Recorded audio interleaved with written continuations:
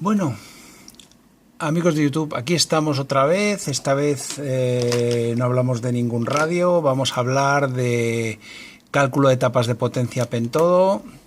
En este caso una tapa monocanal, un simple pentodo acoplado a un transformador, dado que he recibido muchas peticiones y entonces al final pues me he decidido.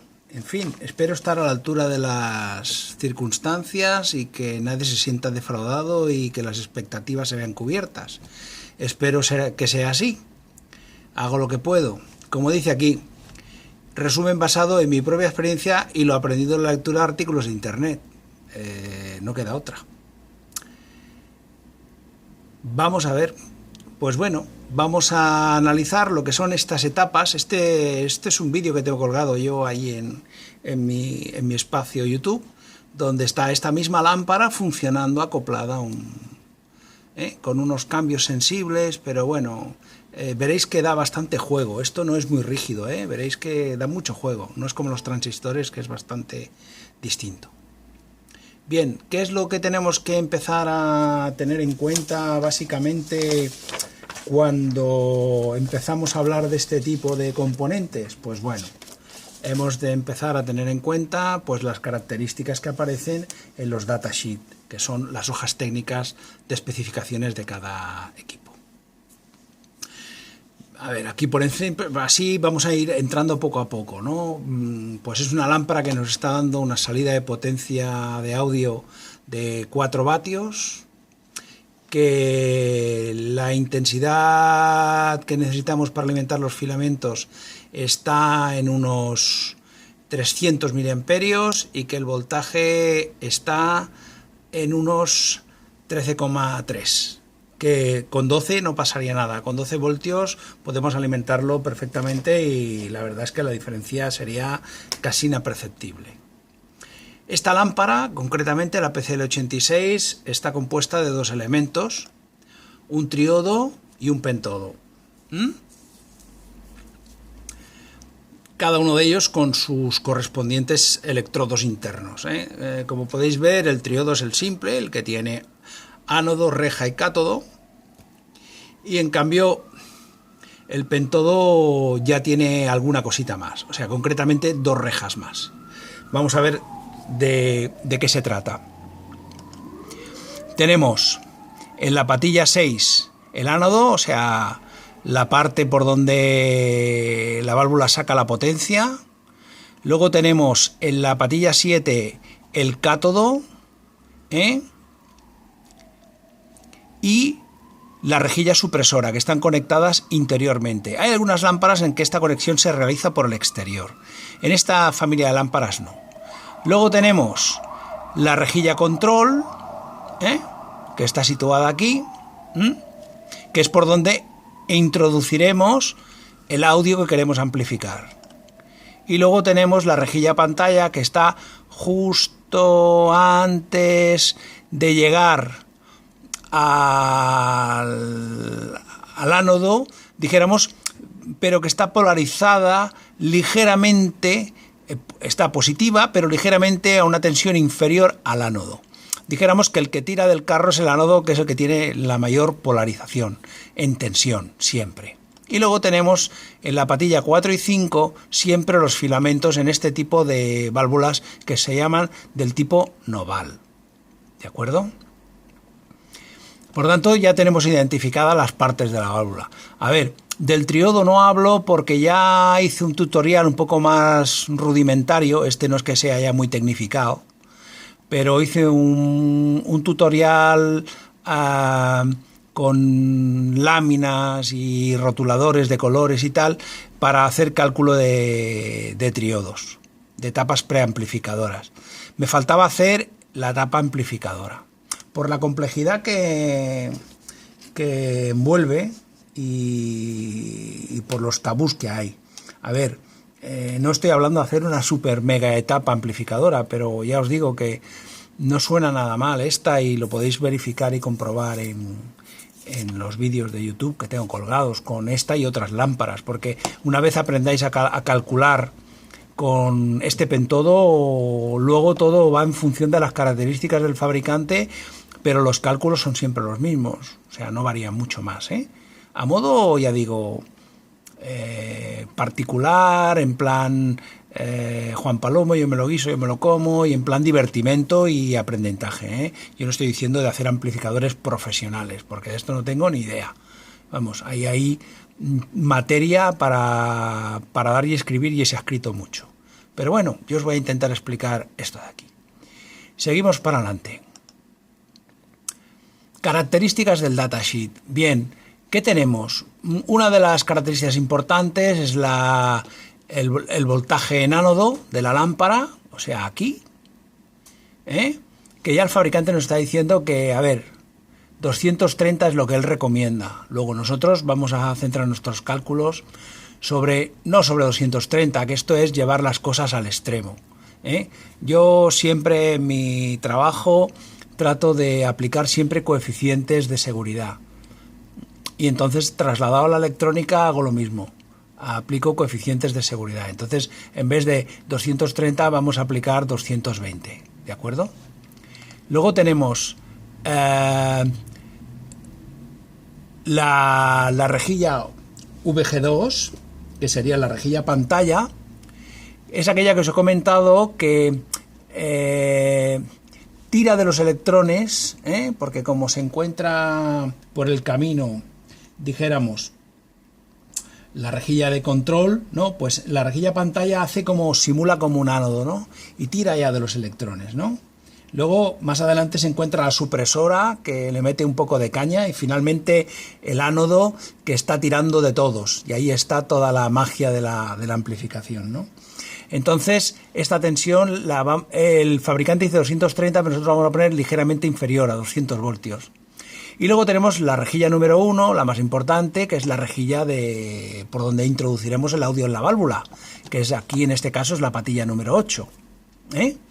Entonces, aquí el fabricante nos recomienda que para un rendimiento óptimo, unos 5,7 voltios, 6 voltios. Pues vamos a ponerle ahí 6 voltios, menos 6 voltios. Luego nos está hablando de unas intensidades de ánodo, de unas intensidades de corriente en G2 también, en fin, son el factor de transconductancia, son valores ya muy finos. Nosotros vamos a hacer una etapa de potencia para que suene.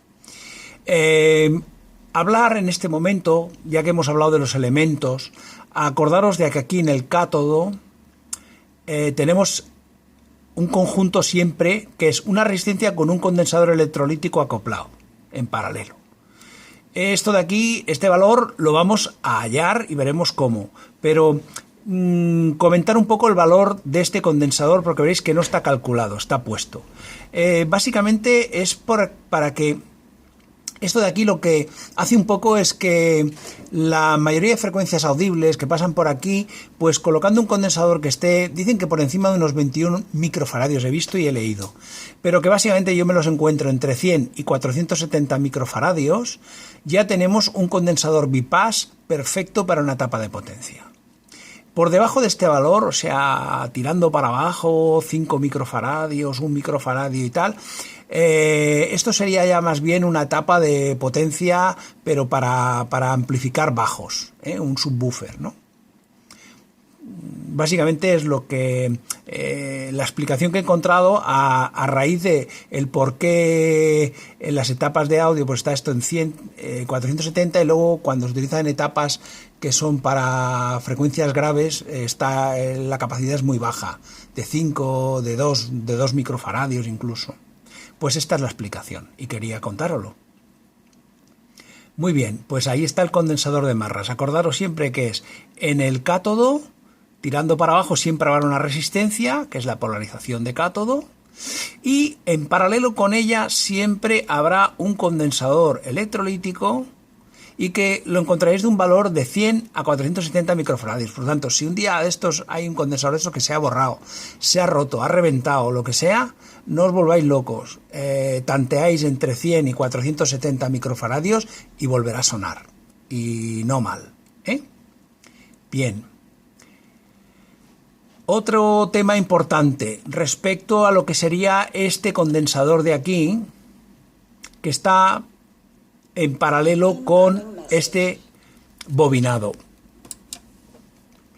Esto, si os fijáis, es un circuito tanque, ¿no? Aquí tenemos una alimentación, por aquí tenemos una entrada de señal,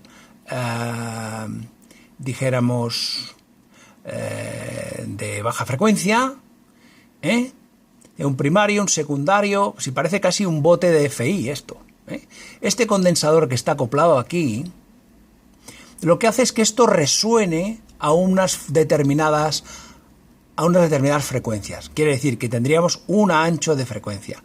Esto es, si jugáis con estas capacidades de estos 10K, 10 nanos, ¿no? Estos son 10.000 picofaradios, 10 nanos pues son 10.000 picofaradios. Si jugáis con esta capacidad, conseguiréis una ecualización aquí en la salida de altavoz para que sea el sonido más brillante, más apagado, en fin, esto es tantear. Con 10K suena, para mi gusto, de maravilla. Entonces, ¿qué hay que tener en cuenta? Básicamente que la tensión de este condensador tiene que ser elevada, porque como por aquí llega la alimentación, pasa a través de la bobina del transformador de audio y se va al ánodo de la lámpara, aquí podemos encontrarnos hasta 350 voltios. Entonces hay que trabajar con condensadores de 500 voltios tranquilamente, 400, 500 voltios. En este cacho de esquema que he puesto estaba de 400, pero bueno, he puesto aquí 500, 400, 500. Siempre hay que tener en cuenta la tensión de alimentación, porque si no el condensador, sabéis lo que pasará, ¿no? ¡Pam! Muy bien, vamos a seguir. Vamos con el misterio, el transformador del altavoz. ¿Cómo calcularlo? Aquí vamos a utilizar una fórmula que se viene llamando impedancia reflejada. Quiere decir, yo conozco la impedancia del altavoz, conozco el voltaje de salida del primario, conozco el voltaje de entrada del secundario. Yo, aplicando esta fórmula, puedo hacer por reflejo saber qué impedancia tengo aquí. Esto es necesario y lo necesito para calcular la resistencia, para saber la carga, si estoy acoplando perfectamente la lámpara a mi transformador. Es muy fácil, fijaros, es coger, si es un transformador de 220, se coge 220, se divide por 6, que es la tensión de salida. Esto nos da este indicador, este valor. Esto es voltaje, básicamente. Entonces, cogemos y hacemos 36,66. ¿Vale? Entonces aquí, ¿veis? Esto de aquí lo he redondeado yo mal. Ay, perdón. Uy, se me va. Vale. 36,33 redondeado por 8. Si no queréis redondearlo, da igual, porque el valor tampoco se desmadra. Y nos da unos 10,7 kiloohms de impedancia en primario, ¿vale? El fabricante recomienda 7.000. Si estamos a 10.000, estamos por encima de lo que recomienda el fabricante. No hay que obsesionarse por bajar a 7.000, porque a 7.000 es ir a tope. Entonces, a ver, llevar la válvula al máximo rendimiento también la agota antes y en poco tiempo, por lo tanto no está de más. Ya veréis que todos los transformadores se están moviendo generalmente por estos valores, 5.000, 7.000, ¿vale? Vamos a seguir con la lámpara. Ahora ya tenemos el transformador acoplado y vemos que el acople a lámpara es correcto, o sea, quiere decir que el ánodo que tenemos por este conductor verde acoplado a este transformador se está acoplando bien, no está justillo y va sobradete. Muy bien. ¿Qué tenemos? Luego tenemos que el fabricante nos da este dato, dice 9 vatios, no lo confundáis, esto no son vatios de potencia, es potencia de disipación, quiere decir lo que puede calentarse el ánodo, que hay que tener en cuenta. Fijaros que dice VG2, 200 voltios. VG2, rejilla pantalla. Quiere decir que esta rejilla de aquí, VG2, él aconseja alimentarla a 200 volts. Por lo tanto, ¿qué hacemos? Cogemos 200 volts, conocemos la intensidad tenemos los ohmios, 4000 ohmios. ¡Pam! Ya tenemos esto a la tensión que recomienda el fabricante.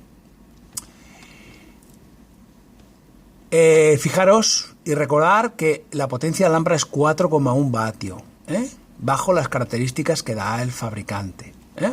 Bien, aquí tenemos la entrada de audio procedente de la lámpara triodo, un condensador de acoplo imprescindible. ¿Por qué? Porque esto que nos llega por aquí nos llega del ánodo del triodo y aquí hay toda la tensión de alimentación, 220.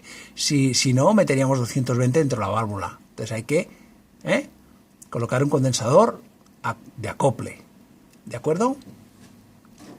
Aquí tenemos 500K, luego veréis por qué es de 500K este potenciómetro. Todo tiene una explicación, ¿vale? ¡Pam!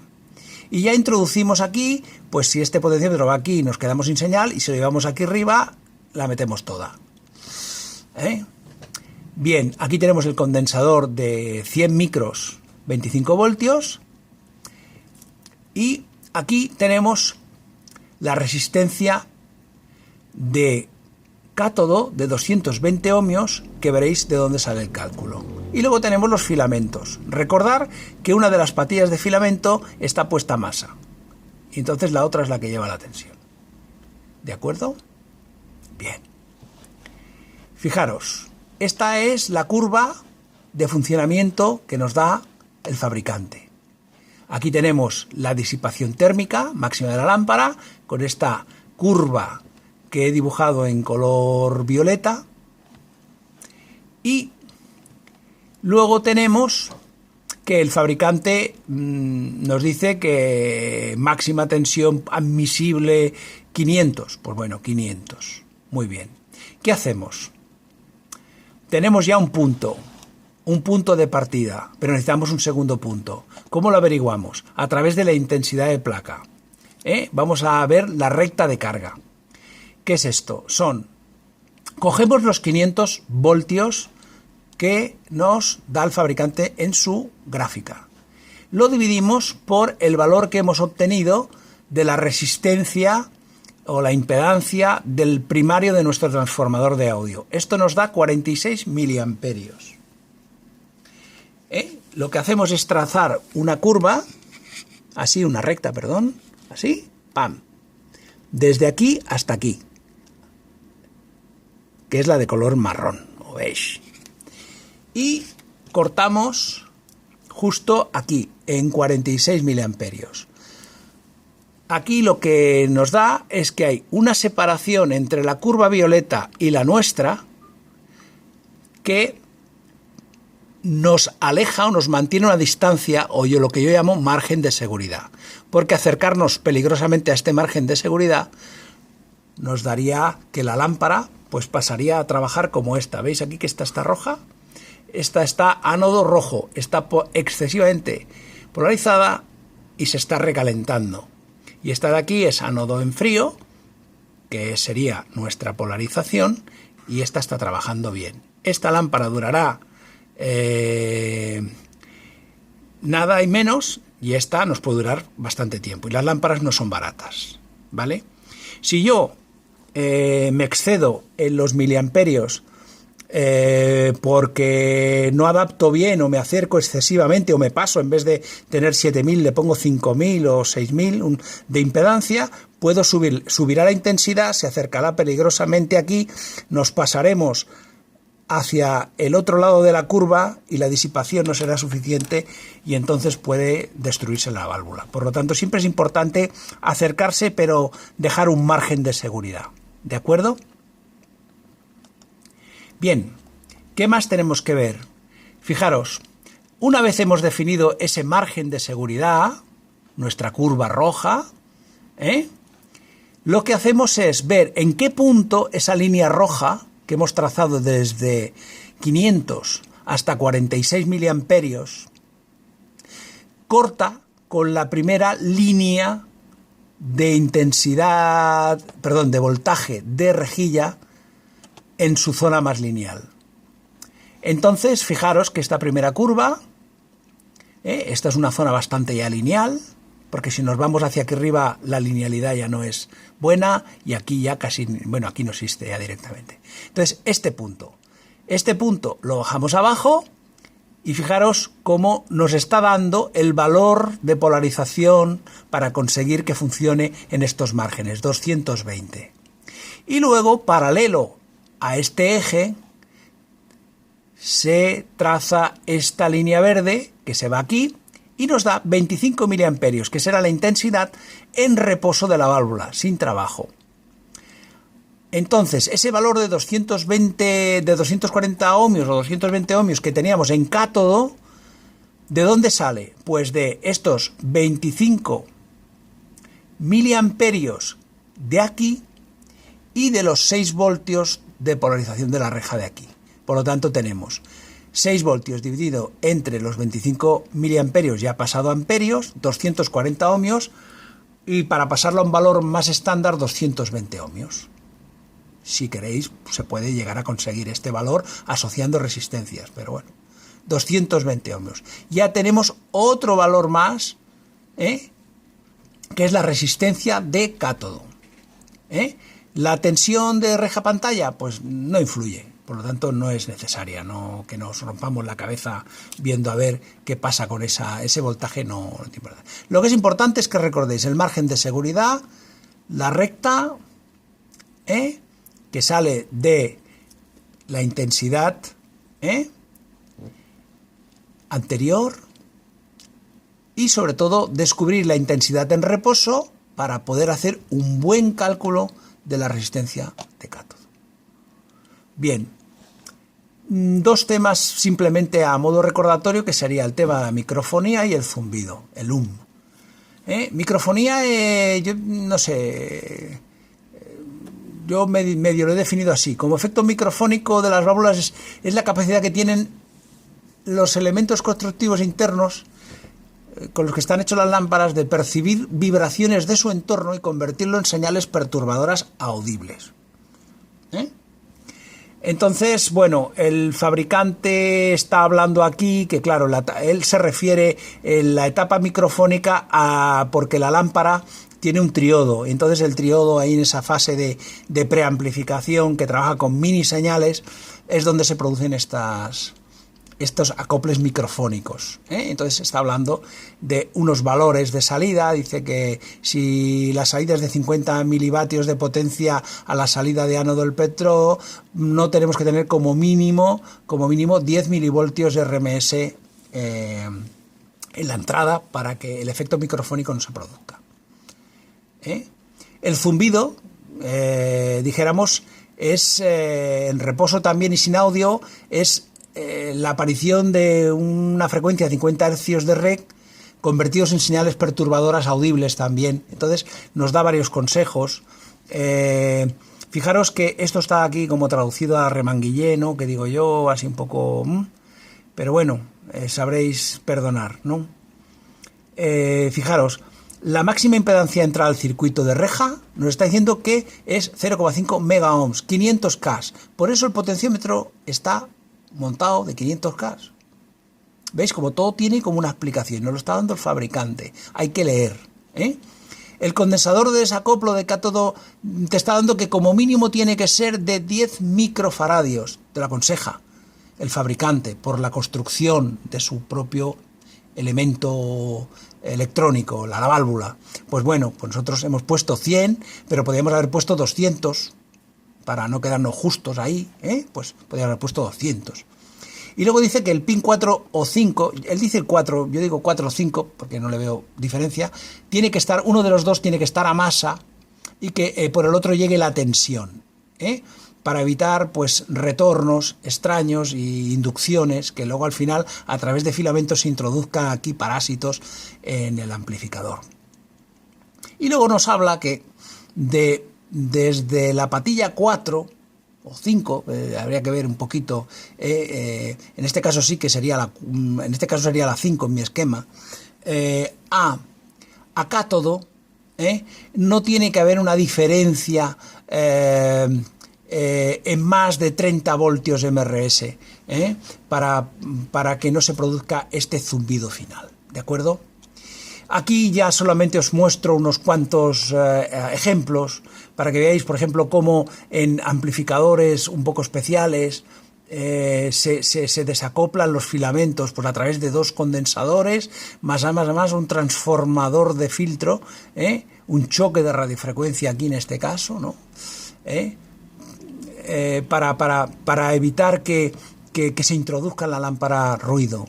Veis aquí la aplicación del fabricante de la PCL, pues fijaros, pone uno de los terminales de 6,3 voltios del transformador de alimentación a masa, el otro sale, alimenta un primer filamento, un segundo filamento y luego saliendo de la lámpara se vaya a masa. No son dos cables que recorren el circuito, no son dos cables, sino es uno a masa y el otro ya recorre los filamentos. Luego aquí tenemos otros ejemplos con otras válvulas.